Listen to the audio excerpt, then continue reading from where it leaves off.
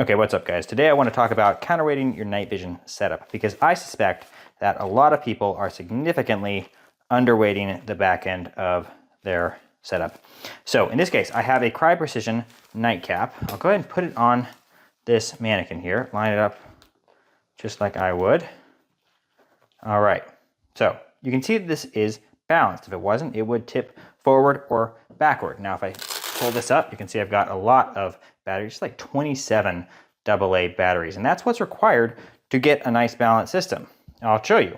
If I start taking these out, 2, 3, 4, 5, 6, 7, 8, 9, 10. Okay, all right. So at about 10, we are seeing this tip forward. Let's see how much weight that is that I had to take out. So we'll go ahead and weigh this, zero it. Cool. 10 batteries, okay, a little bit over 8 ounces. So a lot of people are really only putting about 8 ounces of batteries as their counterweight.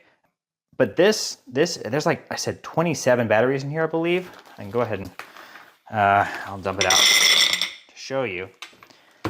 So I've got a whole pound and 6 ounces. That's 22 ounces in the back end here. And that is quite a bit of weight. So I think a lot of people just take the PVS 14, weigh that. Whoops, let me zero this first.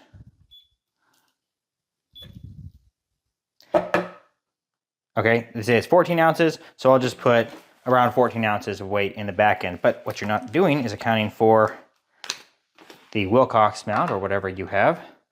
Now that's a pound and 4 ounces. That's 20 ounces compared to the 22 ounces I had of batteries.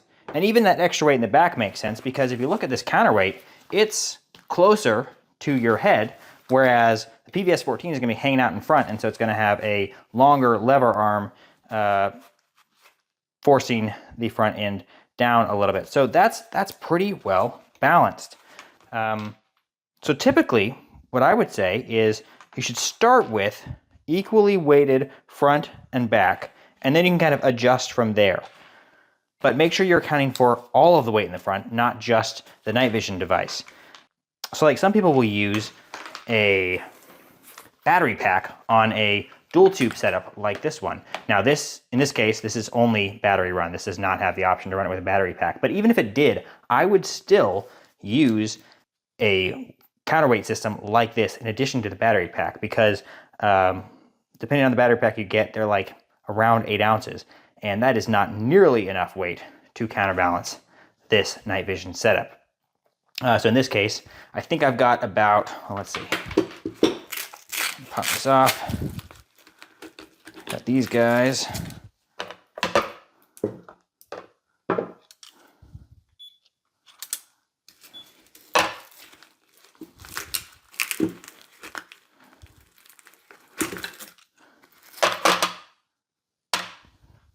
That's it.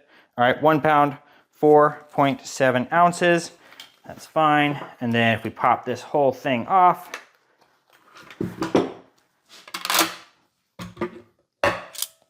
£1 pound, 9 ounces if you throw on that. All right, 1 pound, 10 ounces.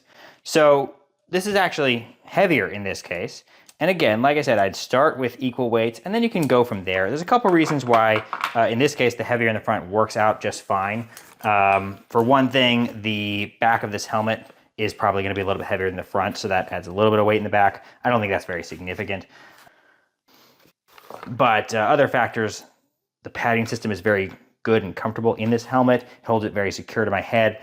Same with the ear pro, that's gonna hold it more secure to my head. So I probably don't notice the imbalances nearly as much as I would on a very loose setup like this Crye Precision NightCap. Even still, I might add another weight in there if I felt uncomfortable. I would always err on the side of more weight rather than less because you can always take it out and throw it in your pack and it's just a couple ounces. I know people say that on the head, ounces feel like pounds, and that might be true, but in my experience, having a little bit more weight on your head is not nearly as bad as having poorly balanced weight. This whole setup, when you weigh it with the PVS 14, comes out to a little over 3 pounds, whereas I think it's like 3.4, 3.5, or 3 pounds, 4 ounces, so those are less than half. Whereas this one is like 6 pounds, 5 ounces, something like that. And this is a ballistic helmet.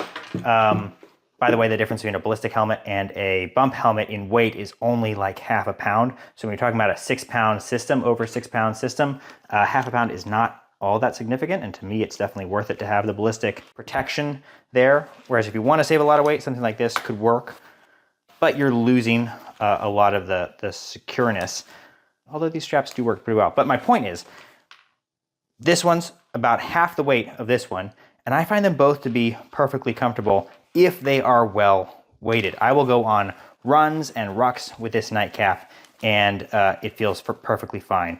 It's not great in all cases. Certainly you'll get some hot spots every once in a while, but you're able to mitigate those. So in this case, I put a little bit of padding right here because I had a hot spot in that particular spot. You know, take your gear out, test it, and if something doesn't work for you, see if you can tinker with it to make it work. For instance, this weight holder, weight pouch that Crye Precision offers was just flopping around in the back, so I found a way to kind of tie it down with what they have in the nightcap. I don't know if this is how it was intended to be run. It doesn't seem like it, but it works out somewhat well. So that keeps this from flapping around in the back. So just find ways to tinker with your gear.